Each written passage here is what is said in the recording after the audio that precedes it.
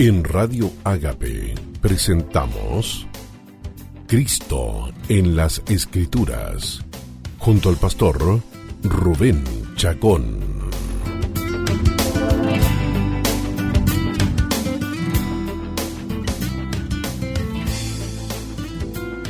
Hola, ¿qué tal amigos y amigas?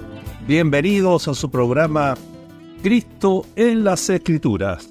Soy tu hermano en Cristo, Rubén Chacón Villarroel, listo y dispuesto para iniciar en el día de hoy nuestro programa número 45, donde seguiremos con esta hermosa aventura de recorrer las páginas de las Escrituras que están divina y maravillosamente inspiradas por el Espíritu Santo para mostrarnos en el Antiguo Testamento de manera anticipada las glorias, los sufrimientos, las perfecciones, las virtudes y la obra preciosa de nuestro Señor.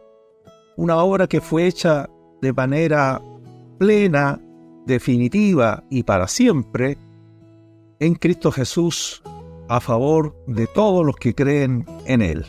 En el día de hoy comenzaremos con el capítulo 37 del libro de Génesis, donde abordaremos la última historia que conforma el libro de Génesis.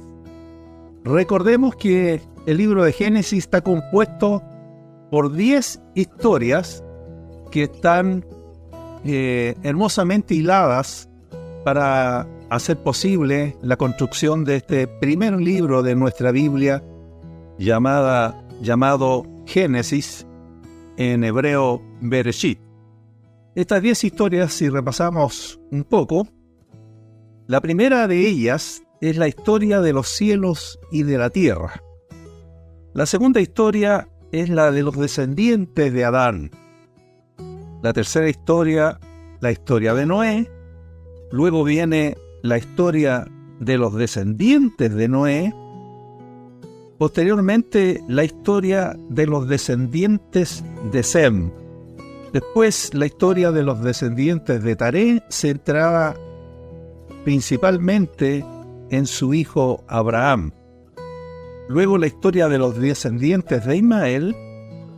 La historia de los descendientes de Isaac, centrada principalmente en su hijo Jacob. La historia de los descendientes de Esaú.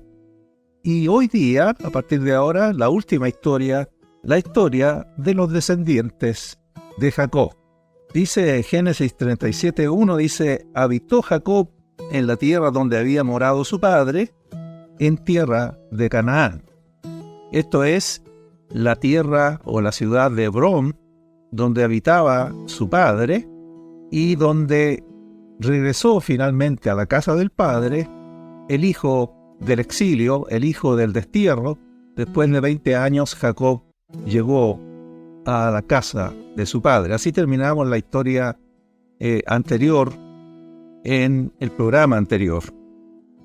Así que esto es lo que nos espera en este día, iniciar la última, la 10ª historia del libro de Génesis, titulada La historia de la familia de Jacob. Así dice la Reina Valera.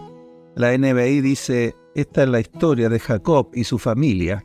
Y ya entonces comentaremos al respecto. Pero antes, iniciemos con una oración cantada a nuestro Padre Celestial, en el nombre de Jesús y en el Espíritu Santo, declarando como una instancia de adoración a nuestro Padre y a su bendito Hijo, nuestro Señor, a través del precioso Espíritu Santo, una canción de Miel San Marcos, acompañada de Cristín de Clario, No hay lugar más alto. Iniciemos esto. ¿Y sabes cuál es ese lugar más alto? Que no hay otro más alto que él. No hay lugar más alto que estar a los pies de Jesucristo. Así que adoremos juntos. Te invito en el nombre del Señor a que nos unamos en el Espíritu y declaremos a nuestro Señor Jesucristo que no hay lugar más alto que estar a sus pies. Miguel San Marcos, con esta hermosa canción.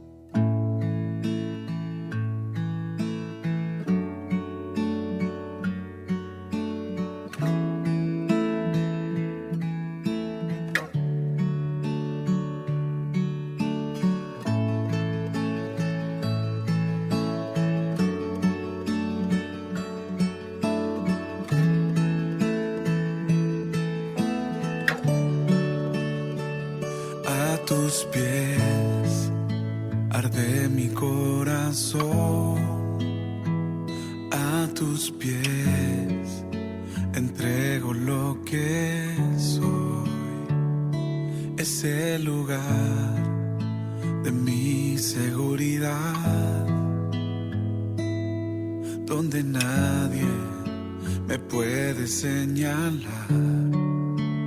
Me perdonaste, me acercaste a tu presencia, me levantaste, hoy me postro a adorarte. No hay lugar más alto, más grande que estar a tus pies, que estar a tus pies. No hay lugar más alto, más grande que estar a tus pies, que estar a tus pies. A tus pies arde mi corazón. A tus pies te entrego lo que soy. Es el lugar de mi seguridad, donde nadie me puede señalar. Me perdonaste, me acercaste a tu presencia, me levantaste y hoy me postro a adorarte.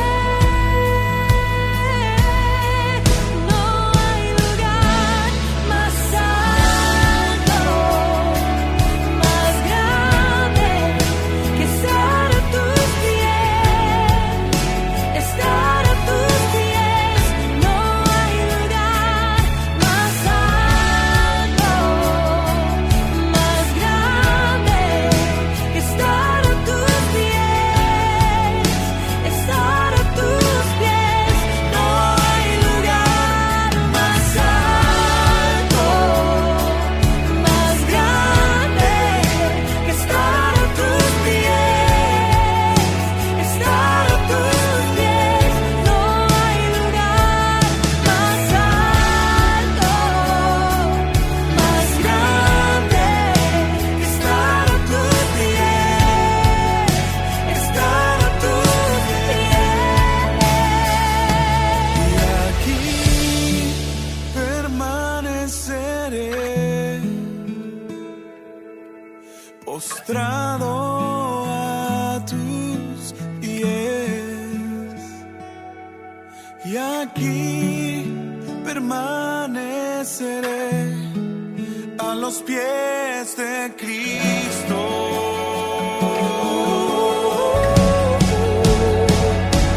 Y aquí permaneceré, postrado a tus pies. Y aquí permaneceré a los pies de Cristo. No hay lugar más alto, más grande que estar a tus pies, que estar a tus pies. No hay lugar más alto, más grande que estar a tus pies, estar a tus pies.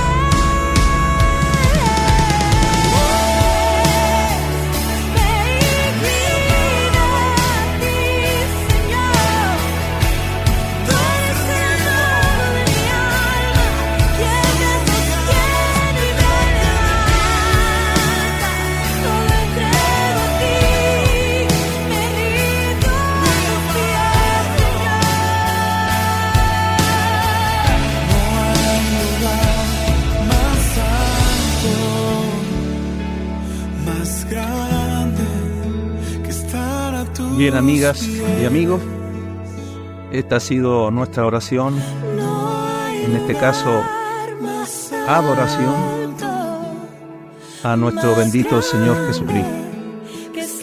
Si quieres alcanzar el corazón de nuestro Señor, tómalo por los pies. Tómalo por los pies, échate a sus pies, y adorándole a sus pies, alcanzarás tu corazón. Bien, amigos y amigas, como hemos prometido, hoy día iniciaremos la 10ª historia que forma parte del libro de Génesis y que se inicia en el capítulo 37 y culmina en el capítulo 50 del libro de Génesis. Este último relato es el segundo más largo de las 10 historias contadas en el libro de Génesis. Tiene exactamente 14 capítulos. Solo la historia de los descendientes de Taré, centrada en la figura de Abraham, la sobrepasa en cantidad de capítulos y versículos a esta historia. Repito, es la segunda más larga de las 10 historias que conforman el libro de Génesis. Jacob se encuentra habitando en Hebrón, lugar donde había morado su padre en la tierra de Canaán. Esta es llamada, esta historia, la historia de los descendientes de Jacob. Ahora recuerden que los descendientes de Jacob son 12 hijos y una hija. Por lo tanto, necesitamos observar de qué manera se irá contando una historia de tantos hijos.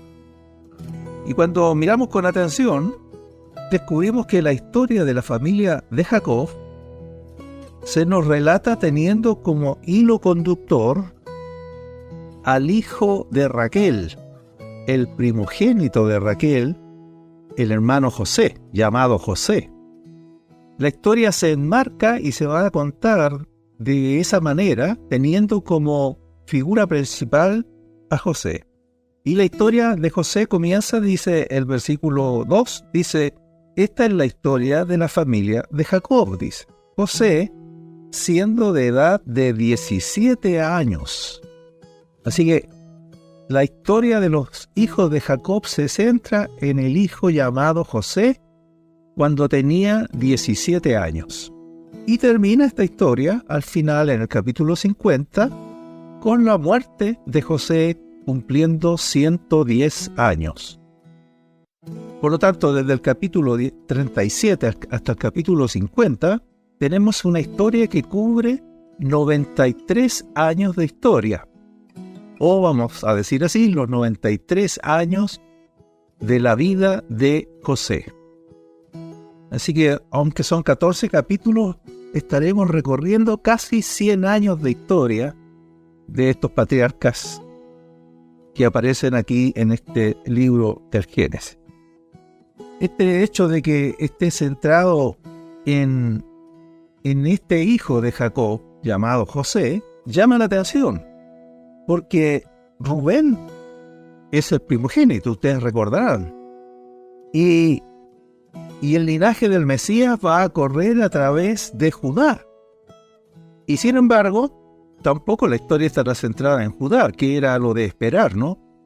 Que al Espíritu Santo le interesara la historia de Judá, por cuanto a través de él viene el linaje del Mesías. Sin embargo, no es Rubén la figura principal, ni tampoco Judá.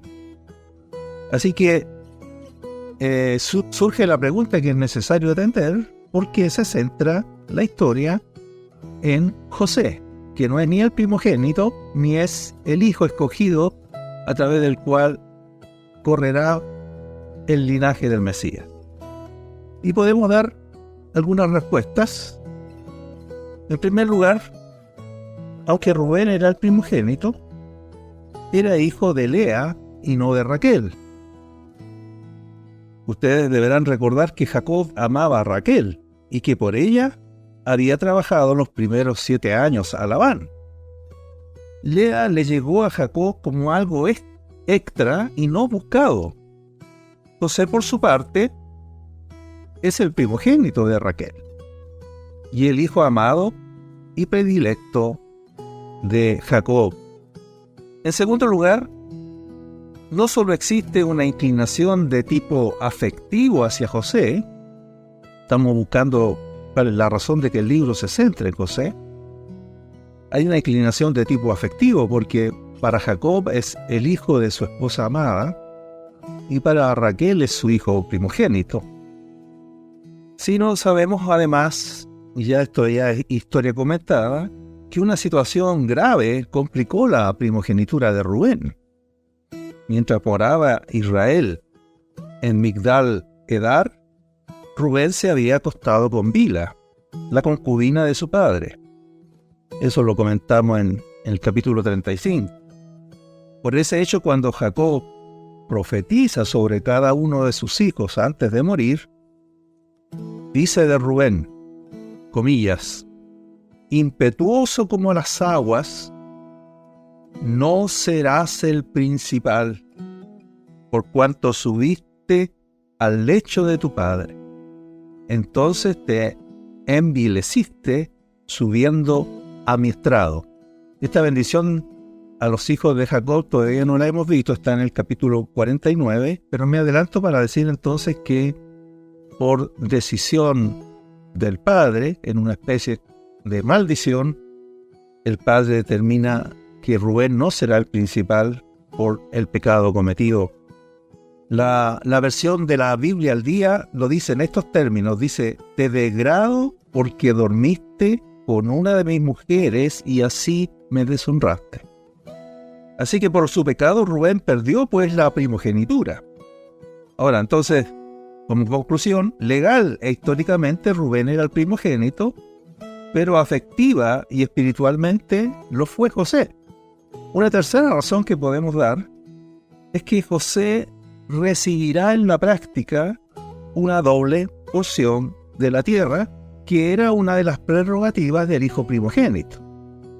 En otras palabras, dado que Rubén perdió la primogenitura, el derecho de la doble porción de la herencia, que era una de las bendiciones del primogénito, la va a heredar José, el que es, vamos a decir así, afectivamente e espiritualmente el hijo primogénito para ambos padres. ¿Cómo se manifiesta esta doble porción de la herencia? Que cuando más adelante, en el libro de Josué, Israel herede la tierra de Canaán como cumplimiento de la promesa de Dios de darles la tierra prometida, ustedes no van a encontrar en los mapas que aparezca la tribu de José. No aparece la tribu de José heredando una porción de la tierra prometida.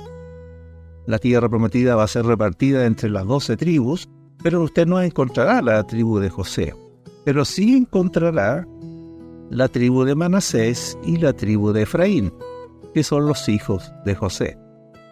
Por lo tanto, vamos a decir así, José tocó una doble porción, tocó 2 porciones de tierra, no él directamente, sino en sus hijos Efraín y Manasés. Manasés el primogénito y Efraín el segundo. Así que aquí hay una tercera razón que podríamos esgrimir para entender por qué el libro se va a centrar en esta última historia en José y no en Rubén ni en Judá.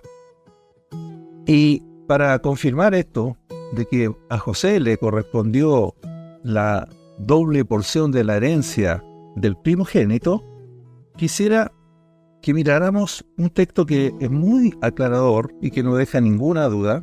Primera de Crónicas, capítulo 5, versículos 1 y 2. O versículo 1, versículo 1 y 2, perdón. Primera de Crónicas, capítulo 5, versículos 1 y 2. Aquí el cronista está registrando la descendencia de Rubén. Entonces dice así: los hijos de Rubén, primogénito de Israel, y entre paréntesis aclara el cronista, porque él era el primogénito, mas como violó el lecho de su padre, atención, dice, sus derechos de primogenitura fueron dados a los hijos de José, hijo de Israel, y no fue contado Rubén por primogénito. Entonces, como no fue Rubén contado por primogénito, los derechos de primogenitura le fueron dados a los hijos de José, o sea, a Manasés y Efraín. Entonces José en sus hijos recibió los derechos de la primogenitura que le otorgaban el derecho a la doble herencia. Ahora, aclarado eso entonces, vamos a decir así que José reemplaza a Rubén en lo tocante a la bendición de la doble herencia del primogénito, pero el versículo 2 de Primera de Crónicas, capítulo 5, agrega o aclara: bien que Judá llegó a ser el mayor sobre sus hermanos. Y ya sabemos la razón. La razón es porque a través de él vendrá el linaje del Mesías. Entonces dice claramente el cronista que el que fue mayor entre todos sus hermanos, mayor que Rubén y mayor que José, fue Judá. Bien que Judá llegó a ser el mayor sobre sus hermanos, y fíjese esta otra frase, y el príncipe de ellos. Mas el derecho de primogenitura fue de José. Así que el texto es bastante claro para mostrar la relación entre Rubén, José y Judá. Rubén era el primogénito, mas por su pecado perdió la primogenitura y fue contado como primogénito José, porque en efecto él recibió la doble porción de la herencia, pero el principal, el mayor de todos sus hermanos, fue Judá, porque a él el Padre lo bendecirá, profetizando que el Mesías vendrá a través del linaje de Judá. Le va a profetizar que el cetro no será quitado de Judá. El cetro quiere decir la corona, el gobierno, la autoridad, el señorío, no le sería quitado a Judá. Y ese cetro, esa autoridad, ese gobierno, esa corona, es la que ha recibido el descendiente de Judá, nuestro Señor Jesucristo, por designio del Padre. Y ustedes recordarán que cuando Él resucita, en nuestro Señor, Él declara ante sus discípulos: toda potestad me ha sido dada en el cielo y en la tierra. Toda autoridad, todo poder me ha sido dado en el cielo y en la tierra. Es decir, que en Jesucristo, esta bendición de Jacob, que la vamos a ver en el capítulo 49, sobre Judá, se cumple en Jesucristo, y Jesucristo hace eterna el cumplimiento de esa profecía. Porque en Jesucristo a Él le fue dado el cetro, el reino, el gobierno, y no le será quitado nunca jamás, porque su reino es eterno por los siglos de los siglos. Así que es bastante claro este punto, y hemos dicho entonces que esa es una tercera razón como para entender por qué José es el principal en esta historia. Pero por último, una cuarta razón, y esta sí que es la más importante: José es uno de los tipos más perfectos de Cristo en toda la Biblia. Y para mí esta es la razón por la cual la historia se va a centrar en José. Esto quiere decir que si bien el linaje del Mesías viene a través de Judá, la figura de José es tan adecuada, es tan gloriosa, es tan perfecta para hablar de Cristo, que, repito, José es uno de los tipos más perfectos de Cristo en toda la Biblia. Recordemos lo que es un tipo, para que no ubiquemos. Hemos dicho que un tipo, en este caso un personaje como José, en su vida, en sus historias, en sus rasgos, en sus circunstancias, en las cosas que le suceden, uno puede ver, puede entenderlas o interpretarlas como figuras, como situaciones simbólicas que de alguna manera ilustran anticipadamente las cosas que vamos a encontrar en el Mesías, en nuestro bendito Señor Jesucristo. Es como que al leer la historia de José pudiéramos estar viendo en una película las cosas que van a ocurrirle y que van a sucederle a nuestro Señor Jesucristo. Eso es un tipo. Alguien que anticipadamente, de manera figurada y simbólica, nos muestra las cosas que le van a acontecer al Señor Jesucristo al final de los tiempos. cuando Dios el Padre nos envió al Mesías. Así que esta es la razón final para mí, determinante, de por qué esta décima historia, la segunda más larga, va a centrarse en José como figura principal. Algo se dirá de Judá y de todo el resto de los hermanos de José, pero siempre el hilo conductor será José. En otras palabras, será Cristo. Porque lo que él vive, lo que José va a experimentar, las glorias, los sufrimientos, nos van a mostrar anticipadamente, van a anunciarnos anticipadamente muchas de las cosas que le ocurrieron o le ocurrirán a nuestro Señor Jesucristo en el Nuevo Testamento. Espero haber sido claro en esta explicación para que entendamos lo glorioso que va a ser leer y comentar estos capítulos, porque encontraremos mucho de Cristo.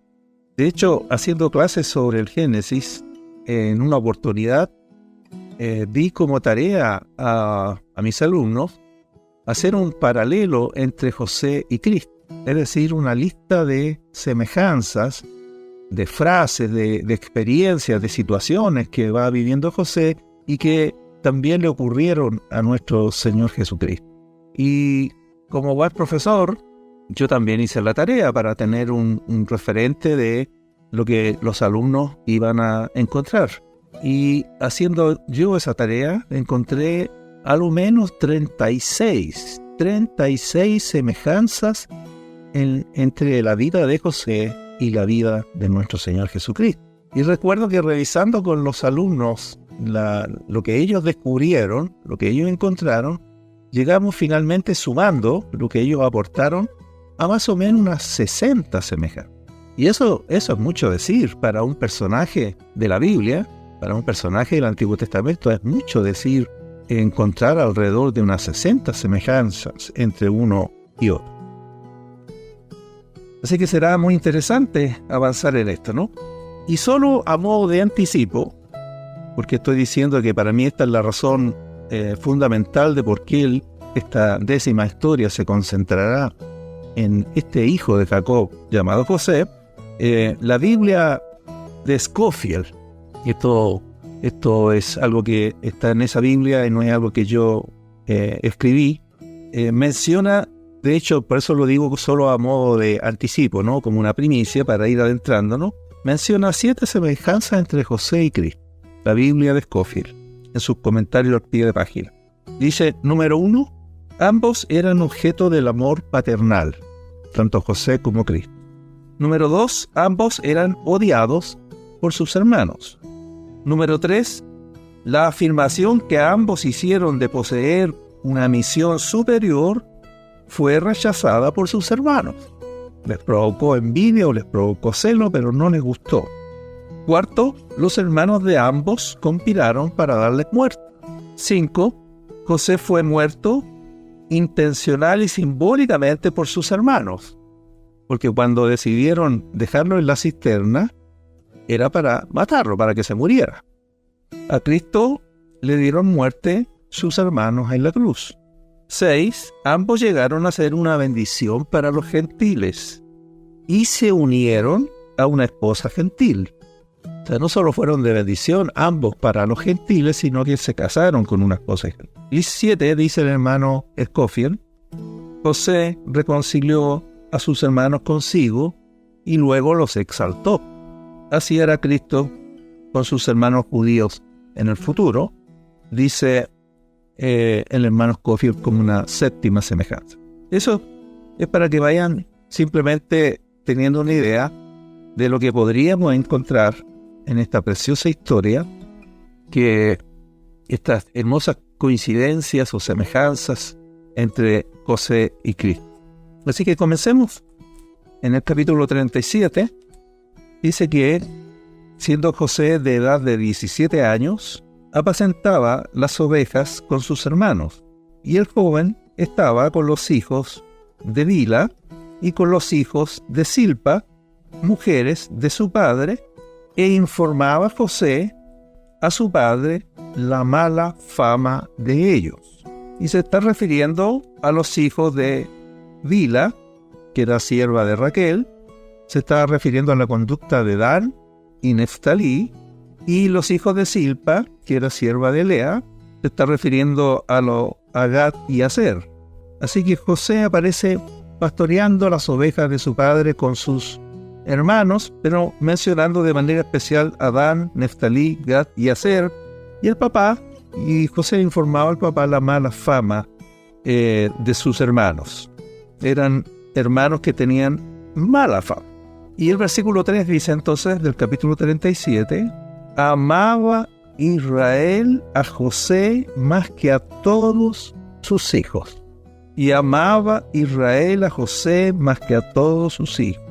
Y la razón, porque lo había tenido en su vejez y porque era hijo de su mujer amada, como ya conocemos la historia.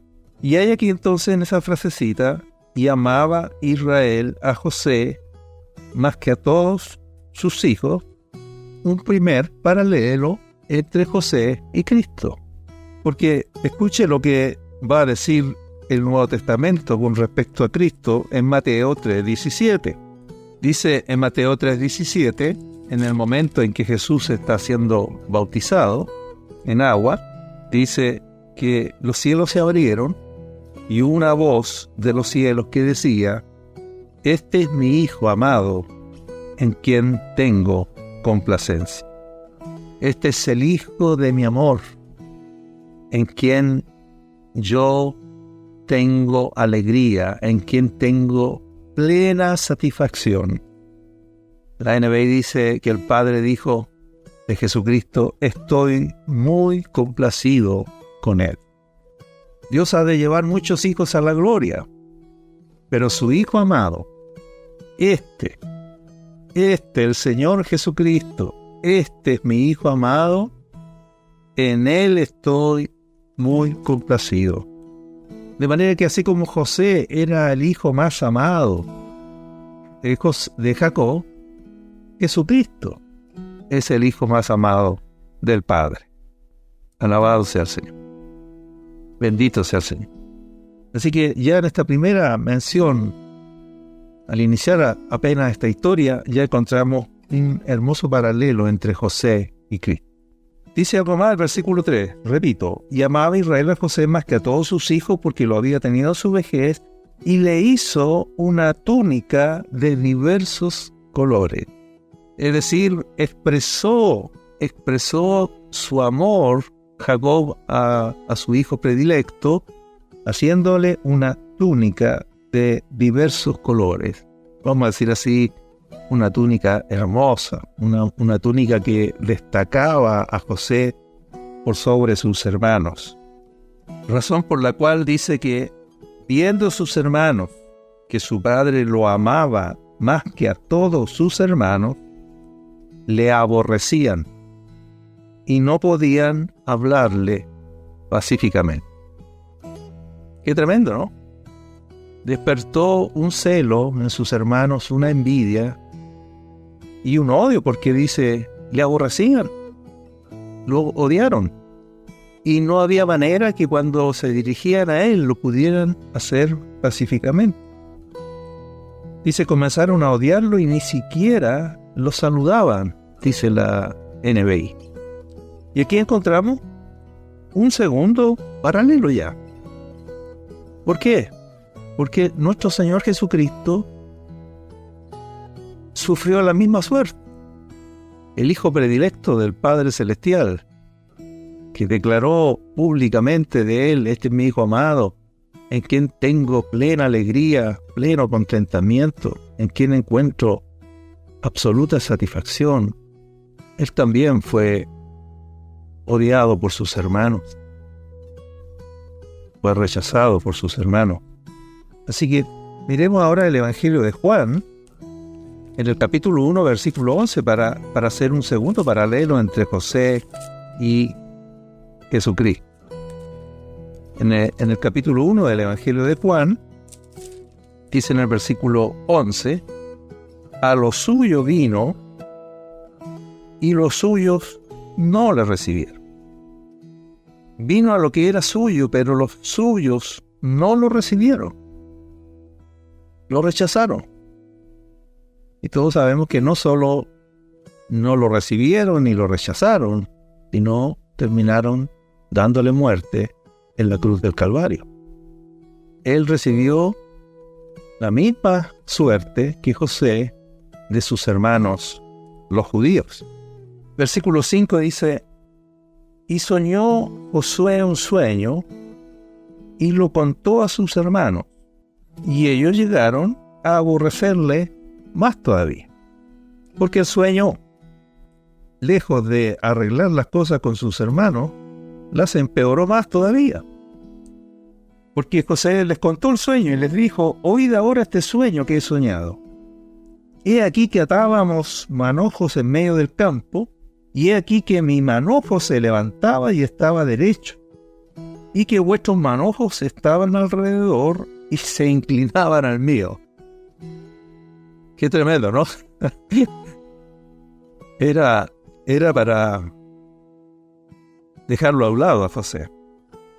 De hecho, sus hermanos entendieron el mensaje. O sea, Dios me va a levantar por encima de ustedes y ustedes van a tener que girar a mi alrededor y inclinarse ante mí.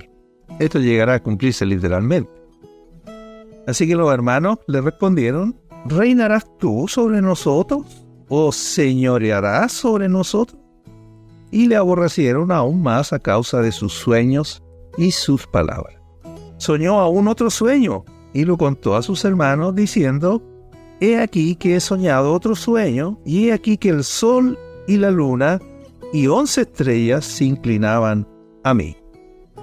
Ahora ve en este otro sueño, cuando un sueño se reitera 2 veces, el mismo José va a interpretar más adelante que eso significa que es algo cierto de parte del Señor. Es como una confirmación de que esto realmente viene del Señor. Ese es el significado que un sueño acontezca 2 veces. Pero en este segundo sueño, él ve que no solo las 11 estrellas se inclinan ante él, sino que también el sol y la luna, haciendo una referencia a sus papás. Quizás podemos aprender de acá que las cosas para contarse tienen su tiempo. Y quizás de alguna manera José está aquí cometiendo una imprudencia al contar fuera de tiempo lo que Dios va a hacer con él. Digo esto porque cuando lo contó a su padre y sus hermanos, su padre le reprendió y le dijo: ¿qué sueño es este que soñaste? ¿Acaso vendremos yo y tu madre y tus hermanos a postrarnos en tierra ante ti? Por muy hijo predilecto, amado y regalón del papá, esto era mucho. Fue mucho incluso para Jacob y para su madre, para Raquel. Así que sus hermanos le tenían envidia, mas su padre, como lo amaba, meditaba en esto. Después fueron sus hermanos a apacentar las ovejas de su padre en Siquem.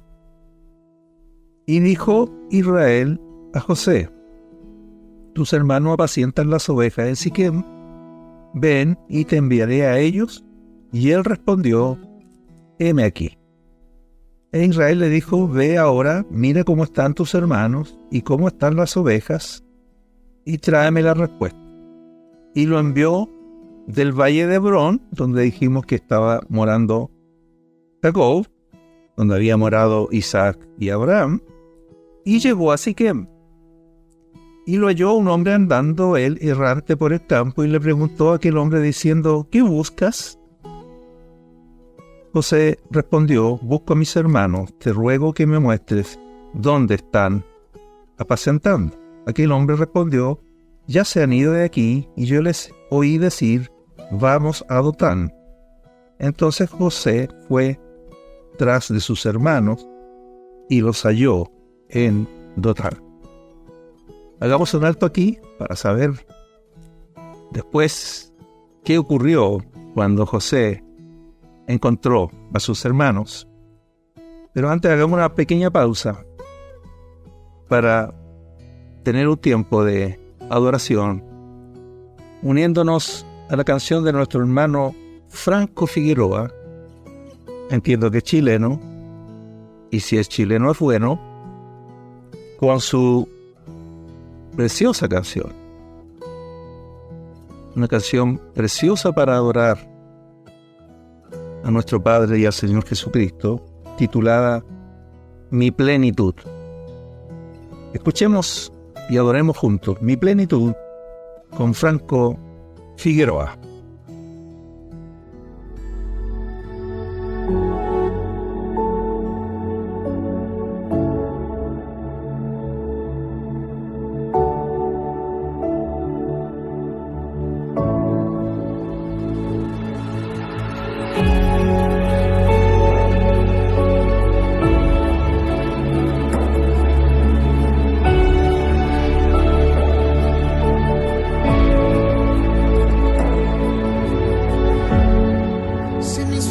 Se acaba, descansaré en ti. Si respondes con silencio, esperaré en ti.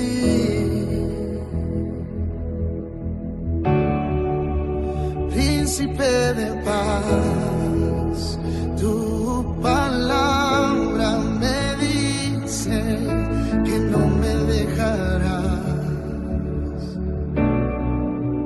Mi confianza está puesta en ti, puesta en ti.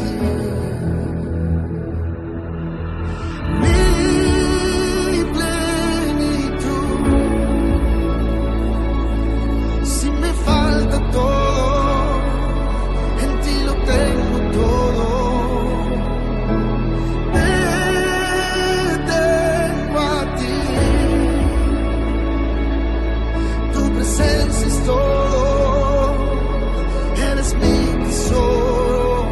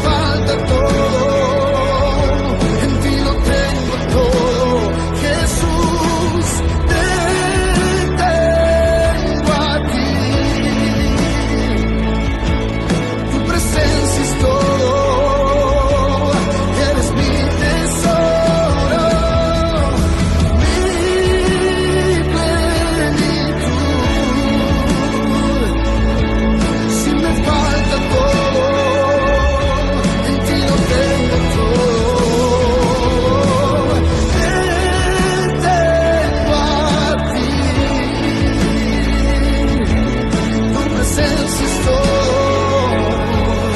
Eres mi tesoro, eres mi tesoro. Lo único que quiero eres tú, Jesús. Mi plenitud.